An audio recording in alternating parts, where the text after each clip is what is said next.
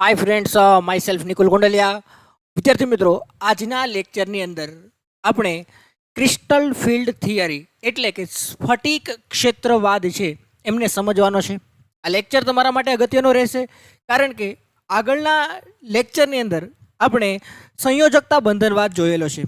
એમાં આપણે પદાર્થોને કે જે સંકીર્ણ સંયોજનો બને છે એમની અંદર તમે અનુચુંબકીય કે પ્રતિચુંબકીય ગુણધર્મ છે એ જાણતા શીખી ગયા। આ ઉપરાંત પદાર્થ રંગ દર્શાવશે કે નહીં દર્શાવે એમનો ગુણધર્મ પણ તમે સમજી ગયા છો। પરંતુ વિદ્યાર્થી મિત્રો, આજના લેક્ચરની અંદર આપણે ખૂબ જ અગત્યનો ટોપિક છે એ શીખવાનો છે, જેમનું નામ છે સ્ફટિક ક્ષેત્રવાદ। હવે અહીંયા આ સ્ફટિક ક્ષેત્રવાદ શું છે એ પહેલાં આપણે ક્લિયરલી સમજીએ।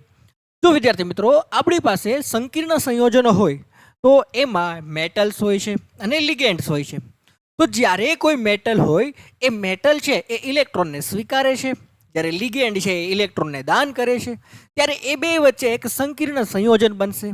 જે સંકીર્ણ સંયોજન બને છે એમની પાછળ જે મેટલ છે રેડી એ ઇલેક્ટ્રોનને ગેઇન કરે છે, મેળવે છે।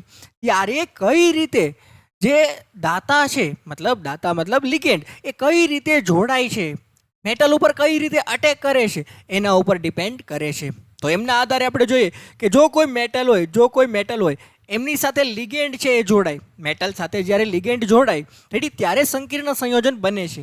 પરંતુ જો 4 હોય એટલે કે Ml4 હોય, Ml4નો મતલબ શું થાય કે 4 લિગેન્ડ મેટલ સાથે જોડાશે ત્યારે જે સંયોજન બનશે કાં તો એ સમચતુષ્ફલકી હશે કાં તો સમચોરસ હશે। પણ વિદ્યાર્થી મિત્રો, જ્યારે કોઈ મેટલ એની સાથે 6 લિગેન્ડ જોડાય તો સ્વાભાવિક છે અષ્ટફલકીય રચના જોવા મળશે, ઓક્ટાહેડ્રલ જોવા મળશે।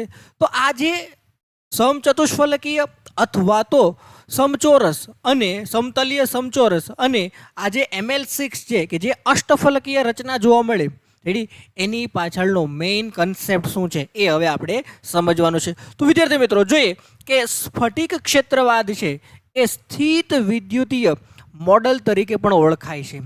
તો તમને કદાચ એક માર્કના MCQમાં પૂછી લે કે નીચેનામાંથી કઈ થિયરીને અથવા તો કયા સિદ્ધાંતને સ્થિત વિદ્યુતીય મોડલ તરીકે ઓળખવામાં આવે છે, તો જવાબ છે સ્ફટિક ક્ષેત્રવાદ, CFT, ક્રિસ્ટલ ફિલ્ડ થિયરી પણ તરીકે ઓળખવામાં આવે છે। જેમાં ધાતુ અને લિગેન્ડ હોય રેડી એમની વચ્ચે આયનીય બંધ બને છે તેમ માનવામાં આવે છે। ખાસ યાદ રાખજો કે જ્યારે કોઈ મેટલ હોય રેડી એ મેટલની અંદર ઇલેક્ટ્રોન છે એ આપવામાં આવે કે જે લિગેન્ડ છે ઇલેક્ટ્રોનનું દાન કરે છે ત્યારે એમની વચ્ચે બને છે સવર્ગ સહસંયોજન બંધ। પરંતુ અહીંયા એવું માનવામાં આવે છે કે બે વચ્ચે કેવો બંધ બન્યો છે, આયનીય બંધ બને છે એવું માનવામાં આવે છે। આ સિદ્ધાંત મુજબ આપણે જોવા જઈએ તો ઋણ વીજભારિત લિગેન્ડ અથવા તો ધ્રુવીય તટસ્થ અણુ છે રેડી એ ધાતુ આયન સાથે આયનીય બંધ બનાવશે। યાદ રાખજો, કેવો બંધ બનાવશે? આયનીય બંધ બનાવશે।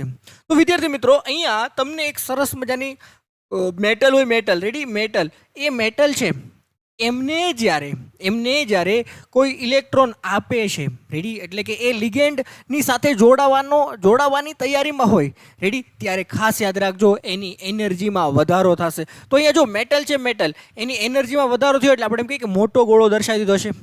હવે એ જે મોટો ગોળો છે રેડી એ વિવિધ લિગેન્ડમાંથી ઇલેક્ટ્રોન યુગ્મ મેળવી અને શું બનાવશે તો કે એક સંકીર્ણ આયન બનાવશે। તો એ સંકીર્ણ આયન બને છે ત્યારે તમે જોયું હશે કે મેટલ માની લો કે આપણી પાસે કોઈ મેટલ છે, એમની ડી ઓર્બિટલ હોય, એમની ડી કક્ષા હોય। તો ડી કક્ષા છે એ બધી કક્ષાઓ હોય એમની ઉર્જા સરખી હોય। આ ડી છે, ડી 1 2 3 4 અને 5 એટલે ટોટલ 10 ઇલેક્ટ્રોન સમાઈ શકે, ડીની અંદર 10 ઇલેક્ટ્રોન સમાઈ શકે છે। તો જે 10 ઇલેક્ટ્રોન એ 10ની એનર્જી કેવી હશે? સમાન હશે। એને ડી જનરેસી કહેવાય। શું કહેવાય? ડી જનરેસી। મતલબ કે દરેક કક્ષકો છે, અહીંયા પેટા કક્ષકો એમની ઉર્જા કેવી હશે? સરખી હશે। પરંતુ આપણે જોઈ ગયા એસ કક્ષક હોય, પી કક્ષક હોય, ડી કક્ષક હોય, એફ કક્ષક હોય, આ દરેક કક્ષકોની ઉર્જા જુદી જુદી હોય। એસની અલગ હશે, પીની અલગ હશે, ડીની અલગ હશે, એફની અલગ હશે। પરંતુ જ્યારે પેટા કક્ષકની વાત કરીએ, આપણે પેટા કક્ષકની વાત કરીએ, રેડી, DXY DYZ DZX, તો એમની અંદર તમને ડીજનરેસી જોવા મળે. શું જોવા મળે? ડીજનરેસી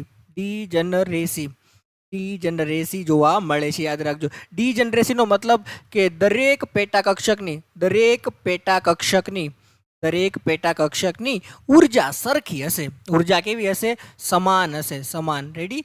તો જો અહીંયા ક્રિસ્ટલ ફિલ્ડ થિયરી આપણને શું શીખવાડવા માંગે છે કે એવું ખરેખર હોતું નથી. તો કે જ્યારે કોઈ મેટલ એની સાથે લિગેન્ડ છે એ જોડાય છે, ત્યારે લિગેન્ડ છે એ કઈ રીતે જોડાય છે એના આધારે ઉર્જાના લેવલ છે એ અલગ અલગ જોવા મળે છે.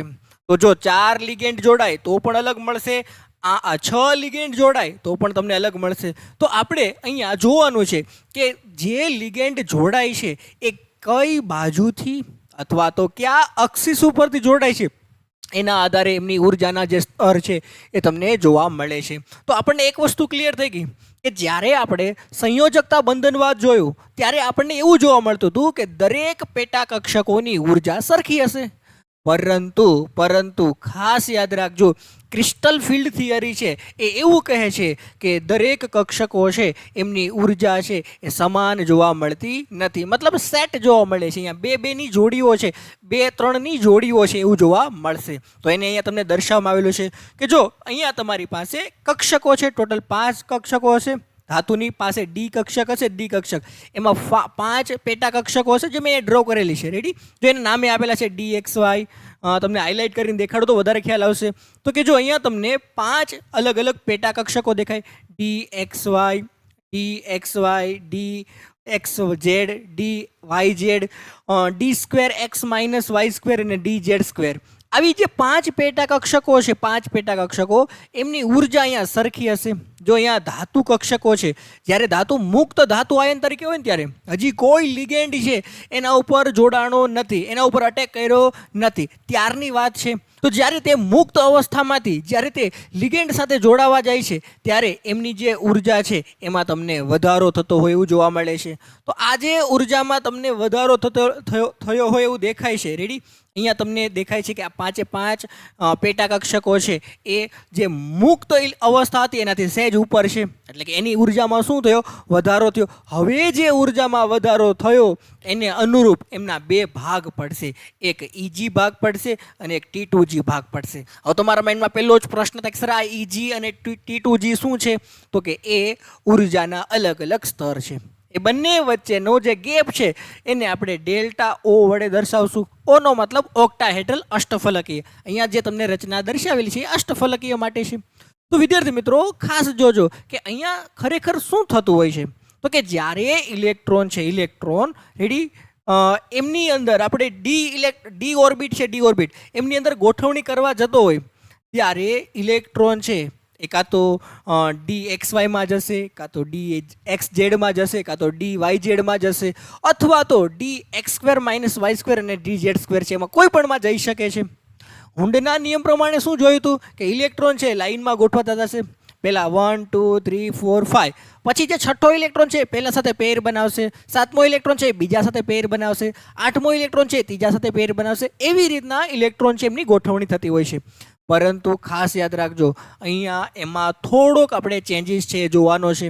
કેમ કે ઇલેક્ટ્રોન એની જે ઉર્જા છે, એમની પોતાની જે ઉર્જા છે એને અનુરૂપ છે એ બંધ બનાવતો જોવા મળશે. તો વિદ્યાર્થી મિત્રો, આઈ હોપ કે સ્ફટિક ક્ષેત્રવાદ શું છે એ તમને બેઝિક સમજાઈ ગયું હશે કે જ્યારે કોઈ મેટલ આયન એ ઇલેક્ટ્રોનને સ્વીકારે છે તો ઇલેક્ટ્રોન કઈ કક્ષકોમાં ગોઠવાશે, રેડી, એની સમજૂતી આપણે સ્ફટિક ક્ષેત્રવાદ છે એના આધારે મેળવવાની છે. તો દરેક જે પેટા કક્ષકો છે એમની ઉર્જા સરખી નથી અત્યારે. રેડી? ડીજનરેસી છે એ આમાં જોવા મળશે નહીં. તો હવે જોઈએ આપણે અષ્ટફલકીય રચના હોય, અષ્ટફલકીય સંકીર્ણ હોય, રેડી, એમાં સ્ફટિક ક્ષેત્ર વિભાજન કઈ રીતે થાય. તો વિદ્યાર્થી મિત્રો, અહીંયા માની લો કે ભાઈ મારી પાસે આ જે 5 પેટા કક્ષકો છે, રેડી, આ 5 પેટા કક્ષકો છે એ મુક્ત અવસ્થામાં છે. મુક્ત અવસ્થામાં છે. હવે સમજો, પ્રશ્ન થાય કે સર આ જે મુક્ત અવસ્થામાં રહેલી 5 કક્ષકો છે એની ઉર્જા સરખી હશે? તો આપણે કહી શકીએ કે હા, મુક્ત અવસ્થામાં 5 કક્ષકોની ઉર્જા સરખી હશે. પરંતુ જ્યારે તે કોઈ લિગેન્ડ સાથે જોડાવાની તૈયારીમાં હોય, રેડી, ત્યારે એ ઉર્જા મેળવશે અને 5 કક્ષકો છે, રેડી, એ થોડીક હાયર લેવલ ઉપર આવી જશે. જો તમે જેમ જેમ ઉપર તરફ જાશો એમ ઉર્જા વધશે. યાદ રાખજો, ઉર્જામાં શું થશે? વધારો થશે. હવે જ્યારે કોઈ લિગેન્ડ એમના જે ઇલેક્ટ્રોન એ ભરાવાનું શરૂ થાય પેટા કક્ષકોની અંદર, તો ઇલેક્ટ્રોન છે ક્યાંથી ભરાવાનું શરૂ કરશે? તો કે સાહેબ જે પેટા કક્ષકોની ઉર્જા ઓછી હોય ત્યાં પહેલાં ભરાશે. જેમ જેમ ઉર્જા વધતી જશે એવી રીતના પેટા કક્ષકો છે એ ભરાતી જશે. તો હવે પ્રશ્ન થાય કે સર કઈ પેટા કક્ષક ક્યાં જોવા મળશે? તો એમના માટે ખાસ સમજો. વિદ્યાર્થી મિત્રો, આપણને ખબર છે કે ડી કક્ષકો, ડી જે ઓર્બિટ છે, રેડી, એમનો કંઈક શેપ તમને આવો જોવા મળશે. એમનો શેપ તમને આવા લોબ્સ જોવા મળશે ઇલેક્ટ્રોનના, રેડી. આવી રીતના તમને ઇલેક્ટ્રોન છે, રેડી, એના વાદળ જોવા મળશે તમને. આવી રીતના ઇલેક્ટ્રોનના વાદળ જે તમે ક્લાસ 11માં ભણી ગયા છો, રેડી. કેટલીક કક્ષકો એવી હોય છે કે જેમાં આવા ઇલેક્ટ્રોનના જે વાદળ હોય એ 2 અક્ષિસ એટલે કે ભાઈ એક્સ અને વાયની વચ્ચે જોવા મળશે.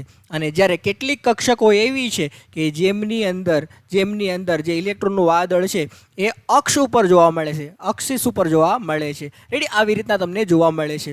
તો અહીંયા જે તમારી પાસે જે એવી કક્ષકો છે કે જેમની અંદર, ખાસ યાદ રાખજો, જેમની અંદર ઇલેક્ટ્રોનનું જે વાદળ છે, ઇલેક્ટ્રોનનું વાદળ એ 2 કક્ષકોની વચ્ચે છે, રેડી. તો ત્યાં ઉર્જા છે એ તમને ઓછી જોવા મળશે. પ્રશ્ન થાય સર ખબર કેમ પડે? તો યાદ રાખજો, અષ્ટફલકીય જે સંકીર્ણ બનાવે છે એમાં 6 લિગેન્ડ છે એ જોડાશે અને 6 લિગેન્ડ છે એ ક્યાંથી જોડાવાનું પસંદ કરશે? તો કે અક્ષ ઉપરથી. તો અક્ષ સાથે જોડાતા હોવાથી યાદ રાખજો, અક્ષ સાથે જોડાતા હોવાથી અક્ષ પર રહેલી જે કક્ષકો છે એમની ઉર્જા વધારે જોવા મળશે. આવું શું કામ? કારણ કે એક ઇલેક્ટ્રોનનું જે વાદળ અહીંયા ઓલરેડી છે, અને જે દાતા છે, લિગેન્ડ છે, એ પણ ઇલેક્ટ્રોનનું દાન કરશે. તો બે વચ્ચે અપાકર્ષણ જોવા મળશે. અપાકર્ષણ જોવા મળવાના લીધે એમની જે ઉર્જાનું લેવલ છે એ વધી જશે. મતલબ કે ત્યાં ઇલેક્ટ્રોનને બેસવું હોય તો વધારે ઉર્જાની જરૂર પડશે. તો જો અહીંયાથી ઇલેક્ટ્રોનનું છે આ જે લેવલ છે એનું શિફ્ટિંગ થઈ જશે. લેવલનું શિફ્ટિંગ થઈને કેવી રીતના થશે જોજો. તો ઉપર તમને 2 લેવલ જોવા મળશે, અને નીચે તમને કેટલા લેવલ જોવા મળશે? 3 લેવલ જોવા મળશે. ઉપર તમને 2 લેવલ જોવા મળશે, નીચે તમને 3 લેવલ જોવા મળશે. જે ઉપરનું લેવલ છે એની એનર્જી વધારે છે, જેને આપણે EG વડે દર્શાવશું. નીચેનું જે લેવલ છે એને T2G વડે દર્શાવશું, રેડી, જેની એનર્જી ઓછી છે. તો વિદ્યાર્થી મિત્રો, અહીંયા રેફરન્સ માટે આપણે લઈ લઈએ કે આ જે રેખા છે એ રેફરન્સ માટે છે. તો ઉપરની જે એનર્જી છે, ઉપરની એનર્જી, રેડી, એ તમને જોવા મળશે 3/5, કારણ કે 5 પેટા કક્ષકો છે ને એટલા માટે 3/5. અને નીચેની જે લેવલ છે, નીચેની એનર્જી, રેડી, એને -2/5 આપણે લખી શકીએ છીએ. નેગેટિવમાં એટલા માટે કે ઉપરની જે સરખામણીમાં નીચેના જે કક્ષકો છે, પેટા કક્ષકો, એમની ઉર્જા ઓછી છે, એટલા માટે આપણે -2/5 અને માઇનસ નો દર્શાવતો હોય ચાલશે. અને આ બે વચ્ચેનો જે ગેપ છે, એનર્જી ગેપ છે, એને ડેલ્ટા ઓ વડે દર્શાવવામાં આવે છે. ડેલ્ટા ઓનો મતલબ થશે કે બે વચ્ચેની જે એનર્જી છે, મતલબ બે જે સેપરેશન થઈ ગયા, બે વચ્ચે જે અલગ અલગપણું જોવા મળ્યું, એકની એનર્જી ઓછી છે, એકની એનર્જી વધારે છે, એમની વચ્ચેનો જે ગેપ છે. તો જો ઇલેક્ટ્રોન છે, ઇલેક્ટ્રોન, રેડી, એ પહેલાં ક્યાં ગોઠવાશે? તો કે સર લોઅર એનર્જીમાં એટલે T2Gમાં જો ગોઠવાશે. T2G કક્ષકો, પેટા કક્ષકો ભરાઈ જશે, પછી ક્યાં જશે ઇલેક્ટ્રોન? EG કક્ષકમાં જશે. તો હવે વિદ્યાર્થી મિત્રો, આ ઉપરની પણ ડી કક્ષકો છે, અને નીચેની પણ ડી કક્ષકો છે. તો જો ઇલેક્ટ્રોન છે, ઇલેક્ટ્રોન એ લોઅર લેવલમાંથી હાયર લેવલમાં જઈ શકે છે, અથવા હાયર લેવલમાંથી લોઅર લેવલમાં આવી શકે છે. તો પરિણામે ડી ટ્રાન્ઝિશન થઈ શકે છે. પરિણામે શું થાય છે? ડી ટ્રાન્ઝિશન થાય છે. અને ડી ટ્રાન્ઝિશન થવાથી તમને રંગ છે એ જોવા મળતો હોય છે. તો આમ આપણે કહી શકીએ કે જે સ્ફટિક ક્ષેત્રવાદ છે એ રંગ દર્શાવવા પાછળનું કારણ છે, એના માટે જવાબદાર બને છે. તો વિદ્યાર્થી મિત્રો, આપણને આટલી વસ્તુ ખબર પડી ગઈ. તો કે સ્ફટિક ક્ષેત્ર વિભાજન ડેલ્ટા ઓ છે એટલી એનર્જી બે વચ્ચેના તમને ગેપમાં છે એ જોવા મળશે. જ્યારે ધાતુ આયન છે એ ધાતુ આયનના વીજભાર અને લિગેન્ડ છે એમના દ્વારા જે ઉત્પન્ન થતું ક્ષેત્ર છે એના ઉપર ડિપેન્ડ કરે છે. મતલબ કહેવાનો મતલબ શું કે જે ઇલેક્ટ્રોન છે, ઇલેક્ટ્રોન જે મેટલ પાસે છે પોતાના ઇલેક્ટ્રોન, અને જે લિગેન્ડ ઇલેક્ટ્રોનને દાન કરે છે, તો એ જે લિગેન્ડ કયા પ્રકારનો છે, કેટલા અમાઉન્ટમાં છે, એના ઉપર ડિપેન્ડ કરે છે કે બે વચ્ચેનો જે ગેપ છે એ કેટલો છે. કોઈકમાં ગેપ છે એ વધારે જોવા મળશે, કોઈકમાં ગેપ છે એ ઓછો જોવા મળશે. તો જો ગેપ વધારે જોવા મળે તો એને પ્રબળ લિગેન્ડ કહેશું. પ્રબળ લિગેન્ડની મદદથી ગેપ વધી જશે, નિર્બળ લિગેન્ડની મદદથી ગેપ છે એ ઘટી જશે. તો ખાસ યાદ રાખજો કે કેટલાક લિગેન્ડ છે જે પ્રબળ ક્ષેત્ર ઉત્પન્ન કરે છે અને જેનાથી કક્ષકોનું વિભાજન વધુ માત્રામાં થશે. વિભાજન વધુ માત્રામાં થાય તો એનો મતલબ કે સ્ફટિક ક્ષેત્ર વિભાજન, બે વચ્ચેની જે એનર્જીનો ગેપ છે એ તમને વધારે જોવા મળશે. જ્યારે કેટલાક લિગેન્ડ હોય એ નિર્બળ ક્ષેત્ર ઉત્પન્ન કરે છે અને જેના લીધે વિભાજન છે એ ઓછું જોવા મળે છે. તો ખાસ યાદ રાખજો, અહીંયા તમને સ્પેક્ટ્રોકેમિકલ શ્રેણી આપેલી છે. તો કે આયરન I- છે, Br- છે, થાયોસાયનાઇડ માઇનસ છે, ક્લોરિન માઇનસ છે. રેડી, એવા જે આયનો છે રેડી કે જે નિર્બળ ક્ષેત્ર પૂરું પાડતા જોવા મળે છે, એટલે એમની વચ્ચેનું જે વિભાજન છે એ ઓછું જોવા મળશે. રેડી, પછી અહીંયા કાર્બોનિલ છે, સાયનાઇડ છે, NO2- છે, EN છે, જે પ્રબળ લિગેન્ડ તરીકે વર્તે છે. એની પાછળનું રીઝન શું છે કે એમની પાસે પોતાનું જે ઇલેક્ટ્રોનને દાન કરવાના હોય છે એમના લીધે પ્રબળ ક્ષેત્ર હોય છે અને બે વચ્ચે ગેપ છે એ વધારે જોવા મળે છે. એટલા માટે આપણે કહી શકીએ કે અહીંયા તમને જે આ સ્પેક્ટ્રોકેમિકલ સિરીઝ આપેલી છે, શ્રેણી આપેલી છે, જે લિગેન્ડનું વર્ગીકરણ કરે છે પ્રબળ લિગેન્ડ અને નિર્બળ લિગેન્ડમાં. તો જો શરૂઆતમાં જે લિગેન્ડ એ નિર્બળ લિગેન્ડ છે અને અંતના જે લિગેન્ડ છે એ પ્રબળ લિગેન્ડ છે. તો તમને ખ્યાલ છે, તમે જ્યારે સંયોજકતા બંધનવાદ જોયું ત્યારે તમને મેં કીધું હતું કે જો પ્રબળ લિગેન્ડ હોય તો એ ઇલેક્ટ્રોનનું શિફ્ટ કરી શકે છે, ઈ કક્ષકોની અંદર ઇલેક્ટ્રોનને શિફ્ટ કરી શકે. એકલા હોય તો એને જોડીમાં રૂપાંતર કરી શકશે. તો હવે આપણને આઈડિયા આવી ગયો કે જો કોઈ પ્રબળ લિગેન્ડ હોય તો એ વધારે વિદ્યુત ક્ષેત્ર ઉત્પન્ન કરશે અને જેના લીધે બે વચ્ચેનું જે વિભાજન છે રેડી એ વધી જશે. તો આમ આપણે કહી શકીએ છીએ કે લિગેન્ડ એની પ્રબળતા છે, લિગેન્ડની પ્રબળતા એમના આધારે તમને ડેલ્ટા ઓનું મૂલ્ય છે એ જોવા મળશે. જો પ્રબળ લિગેન્ડ હોય તો ડેલ્ટા ઓ વધારે માત્રામાં હશે, નિર્બળ લિગેન્ડ હોય તો ડેલ્ટા ઓ છે એ ઓછી માત્રામાં જોવા મળશે. હવે જો ખાસ યાદ રાખજો, ઇલેક્ટ્રોન એની ગોઠવણી કઈ રીતે થાય? તો કે ભાઈ માની લો કે અહીંયા આ એનર્જી લેવલ છે, ઉર્જા સ્તર છે. હવે આપણે જે ઉપર જોયું એ જે ઉર્જા સ્તર કઈ હતી? તો કે સર ઉર્જા સ્તર હતી Eg હતી. નીચે જે આપણે લેવલ જોયું એને શું કીધું હતું? T2G કીધું હતું. તો પહેલો ઇલેક્ટ્રોન અહીંયા ત્રણ ખાનાઓ તમને જોવા મળે છે ને, અહીંયા બે ખાનાઓ જોવા મળે છે. એટલે કારણ કે ત્યાં બે કક્ષકો હતી, અહીંયા 3 પેટા કક્ષકો હતી. હવે જો T2Gની એનર્જી ઓછી છે, Egની એનર્જી વધુ છે અને આ બે વચ્ચેનો જે ગેપ છે એને આપણે શું નામ આપ્યું છે? ડેલ્ટા ઓ વડે આપ્યું છે. તો જો વિદ્યાર્થી મિત્રો પહેલો ઇલેક્ટ્રોન એ તો સ્વાભાવિક છે કે T2Gની અંદર ગોઠવાશે કારણ કે એની એનર્જી ઓછી છે. બીજો ઇલેક્ટ્રોન ક્યાં ગોઠવાશે? T2Gના બીજા કક્ષકમાં ગોઠવાશે. ત્રીજો ઇલેક્ટ્રોન ક્યાં ગોઠવાય છે? T2Gના ત્રીજા કક્ષકમાં ગોઠવાશે. પણ ચોથો ઇલેક્ટ્રોન ક્યાં ગોઠવાઈ શકે? તો કે Egમાં ગોઠવાશે કે અહીંયા પેર બનાવશે? જો અહીંયા પેર પણ બનાવી શકે અને અહીંયા પણ ગોઠવાઈ શકે, આ પોસિબિલિટી છે. તો ઇલેક્ટ્રોન એ ક્યાં ગોઠવાશે?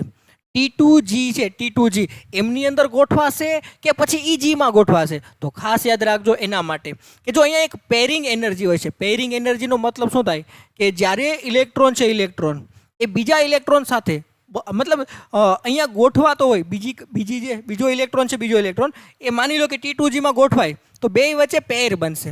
તો એ પેર બનવા માટે પણ ઉર્જાની જરૂર પડે છે. તો એને આપણે પેરિંગ એનર્જી કહીએ, P વડે દર્શાવીએ. P જો એ Pનું મૂલ્ય ડેલ્ટા ઓ કરતાં ઓછું હોય, સમજો, ધ્યાન આપજો, ડેલ્ટા ઓ કરતાં ઓછું હોય રેડી, અને જો ડેલ્ટા ઓ કરતાં વધારે હોય તો તમને બે પોસિબિલિટી મળશે. જેમાં એનર્જી ઓછી જરૂર પડે એ કાર્ય તમને થતું હોય એવું જોવા મળશે. કઈ રીતે? તો કે માની લો કે ડેલ્ટા ઓ એની વેલ્યુ વધારે છે પેરિંગ એનર્જી કરતાં, તો ઇલેક્ટ્રોન એ T2Gમાં ગોઠવાઈ જશે તો ઇલેક્ટ્રોન રેડી એ પેર બનાવી દેશે. હવે માની લો કે પાંચમો ઇલેક્ટ્રોન આવે તો કે એનું મૂલ્ય પણ એ ક્યાં ગોઠવાશે એનો આધાર પણ શેના ઉપર રહે છે? એ ડેલ્ટા ઓ અને પી વચ્ચે રહે છે, બે વચ્ચે. એ બેની એનર્જી જેમાં ઓછી હશે ત્યાં ઇલેક્ટ્રોન છે ગોઠવાશે. એટલે ખાસ યાદ રાખજો. તો જો ઇલેક્ટ્રોન રેડી એ ક્યાં ગોઠવાનો હોય? T2G માં ગોઠવાનો હોય તો ઇલેક્ટ્રોન છે એની જે આપણે લખીએ આમ T2G ની 3 લખશું આપણે, કારણ કે 3 ઇલેક્ટ્રોન ગોઠવાઈ ગયા હોય તો 3 લખશું, 4 ગોઠવાઈ ગયો તો 4 લખશું. રેડી, જેટલા ઇલેક્ટ્રોન ગોઠવાના હોય એટલા લખશું. માની લો કે ભાઈ ડેલ્ટા ઓ છે, રેડી, ડેલ્ટા ઓ એનું મૂલ્ય ઓછું છે, પેરિંગ એનર્જી કરતાં એનું મૂલ્ય ઓછું છે, તો ચોથો ઇલેક્ટ્રોન ક્યાં જશે? તો કે સર ચોથો ઇલેક્ટ્રોન છે એ EG માં જશે. તો આપણે લખી શકીએ Δ2G3 ઇન્ટુ શું લખશું? EG1 લખશું. એક ઇલેક્ટ્રોન છે EG માં છે, 3 ઇલેક્ટ્રોન છે એ T2G માં ગોઠવાયેલા છે. તો આવી રીતના તમે એની જે ઇલેક્ટ્રોન રચના છે એ ગોઠવણી છે એ બનાવી શકો છો. તો વિદ્યાર્થી મિત્રો, કોઈ ઇલેક્ટ્રોન છે એ હુન્ડના નિયમ પ્રમાણે જોવા જઈએ તો લાઇનમાં 1 બાય 1 ગોઠવાતા જશે. રેડી, પહેલામાં 1, બીજામાં 2, મતલબ પછી 1, 3, 4, 5 એ રીતના ઇલેક્ટ્રોન ગોઠવાય અને પછી છઠ્ઠો ઇલેક્ટ્રોન હોય પહેલા સાથે જોડાશે, સાતમો ઇલેક્ટ્રોન છે બીજા સાથે જોડાશે. પરંતુ અહીંયા એવું નથી, અહીંયા એનર્જી ઉપર ડિપેન્ડ કરે છે. તો જો ખાસ યાદ રાખજો, તો જો ડેલ્ટા ઓ લેસ દેન પી છે, રેડી, તો ચોથો ઇલેક્ટ્રોન EG માં ગોઠવાશે. સમજાણું આટલી વસ્તુ? અને એનું જે ઇલેક્ટ્રોનીય બંધારણ થશે T2G3 EG1 થશે. અને નિર્બળ ક્ષેત્ર ઉત્પન્ન કરતા લિગેન્ડ છે એના માટે ખાસ યાદ રાખજો, MCQ પૂછાશે. નિર્બળ ક્ષેત્ર ઉત્પન્ન કરતા લિગેન્ડ હોય એના માટે ડેલ્ટા ઓ લેસ દેન પી હોય છે, એટલે કે પેરિંગ એનર્જી કરતાં એનું મૂલ્ય ઓછું હોય છે. એટલે ઊંચી સ્પિન ધરાવતા સંકીર્ણ બનાવશે. હવે પ્રશ્ન થાય કે સર ઊંચી સ્પિન ધરાવતા સંકીર્ણ એટલે શું? તો કે જ્યારે ઇલેક્ટ્રોન હોય એની સાથે બીજો ઇલેક્ટ્રોન કમ્બાઈન થાય, જોડી બનાવે, એટલે એકબીજાની વિરુદ્ધ સ્પિનમાં ગોઠવાતા હોય. તો વિરુદ્ધ સ્પિનમાં હોય તો પરિણામી સ્પિન 0 થઈ જાય. તો જ્યારે ઇલેક્ટ્રોન છે એ સિંગલ હોય, રેડી, જોડને બદલે સિંગલ હોય, ત્યારે એ ઊંચી સ્પિન ધરાવતા સંકીર્ણ છે એ બનાવતા હોય છે. અને જો એનાથી ઊંધું કે ડેલ્ટા ઓ એ ગ્રેટર દેન પી હોય તો ચોથો ઇલેક્ટ્રોન છે T2G ની કક્ષકમાં જ ગોઠવાઈ જશે. એટલે ઇલેક્ટ્રોનનું બંધારણ શું બનશે? T2G4 EG0 બનશે. અને ત્યારે જે છે ત્યારે તે પ્રબળ ક્ષેત્ર ઉત્પન્ન કરતા લિગેન્ડ છે એ બનશે અને નીચી સ્પિન ધરાવતા સંકીર્ણો છે એ બનાવશે. નીચી સ્પિન શા માટે? કારણ કે આ જે ઇલેક્ટ્રોનની સ્પિન છે, અહીંયા જે ઇલેક્ટ્રોન છે એની જે સ્પિન હોય એને કેન્સલ કરવા માટે ચોથો ઇલેક્ટ્રોન છે એ આવી જાય છે. એટલે પરિણામે શું થાય છે કે સ્પિન છે એ ઘટી જશે. એટલે આપણે કહીએ કે નીચી સ્પિન ધરાવતા સંકીર્ણો છે એ બનાવતા જોવા મળે છે. આગળ વધીએ વિદ્યાર્થી મિત્રો, તો સમચતુષ્ફલકીય જે સંકીર્ણો છે એમની અંદર પણ તમને આવું જ કંઈક વિભાજન જોવા મળે છે. પણ ખાસ યાદ રાખજો, અષ્ટફલકીય કરતાં તમને ઊંધું જોવા મળશે. કારણ કે અહીંયા એની પાછળનું રીઝન શું છે કે અહીંયા ML4 છે, એટલે કે 4 લિગેન્ડ એ ક્યાંથી જોડાશે? તો કે જો સમચતુષ્ફલકીય હોય, રેડી, સમચતુષ્ફલકીય, તો તમને ખ્યાલ છે કે એના જે લિગેન્ડ હોય કંઈક આ રીતના જોડાયેલા છે, 1, 2, 3 અને એક ઉપર હશે. અહીંયા સેન્ટ્રલ એટમ હશે, ઉપર એક લિગેન્ડ છે જોડાયેલો હશે. તો એમના જે લિગેન્ડ છે, રેડી, એ અક્ષિસ ઉપરથી દાખલ નથી થતા, એમના ઇલેક્ટ્રોન છે એ અક્ષની વચ્ચેથી દાખલ થાય. શું કામ? તો જો હું અહીંયા તમને એનું સ્ટ્રક્ચર બનાવીને દેખાડું કે માની લો કે અહીંયા સેન્ટ્રલ એટમ છે, અહીંયા એક લિગેન્ડ હશે, એક લિગેન્ડ અહીંયા હશે, એક લિગેન્ડ અહીંયા હશે, એક લિગેન્ડ અહીંયા જોડાયેલો છે ને એક લિગેન્ડ અહીંયા જોડાયેલો છે. આ બે વચ્ચે 109 ડિગ્રી અને 5 મિનિટનો જે એંગલ છે જોવા મળે છે. મતલબ કે અહીંયા બે વચ્ચે 90 ડિગ્રીનો એંગલ નથી બનતો. પરિણામે શું થયું કે જે ઇલેક્ટ્રોન યુગ્મ છે, રેડી, એ અક્ષને બદલે વચ્ચેથી જોડાતા હોય એવું જોવા મળશે. તો આ વખતે તમને એવું જોવા મળશે કે જે ડી કક્ષકોની પેટા કક્ષકો છે એમાં ઇલેક્ટ્રોન વાદળ છે બે કક્ષકોની વચ્ચે હોય. માની લો કે અહીંયા આવી રીતના બે પેટા કક્ષકો છે, રેડી, એમની જે ઇલેક્ટ્રોન વાદળ છે એમ વચ્ચેના ભાગમાં હોય, અક્ષને બદલે વચ્ચેના ભાગમાં, ત્યાં વધારે અપાકર્ષણ જોવા મળશે. એટલે આ વખતે એનર્જીના લેવલ છે એ બદલી જશે.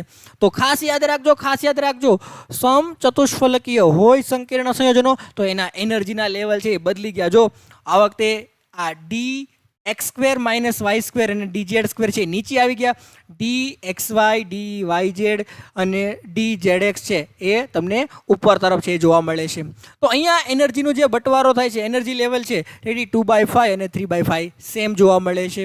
પરંતુ આ વખતે T2g છે એ ઉપર તરફ જોવા મળ્યું, Eg છે એ નીચે તરફ જોવા મળ્યું છે.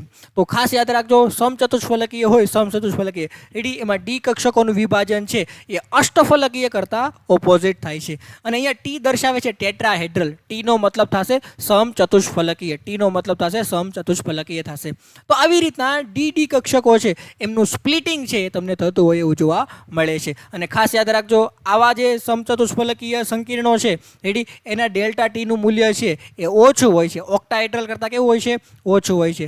4/9 ટાઈમ્સ ઓછું હોય છે. યાદ રાખજો, 4/9 ટાઈમ્સ ઓછું હોય છે. એમસીક્યુમાં પૂછી લેશે તો દરેક વિદ્યાર્થીઓ આ યાદ રાખજો, ડેલ્ટા ટી છે, delta T ready, delta T એ એનું જે મૂલ્ય છે એ ડેલ્ટા ઓ કરતાં 4/9 ગણું ઓછું છે. સમજાણું આટલી વસ્તુ? આ વસ્તુ યાદ રાખજો, એમસીક્યુમાં પૂછાશે.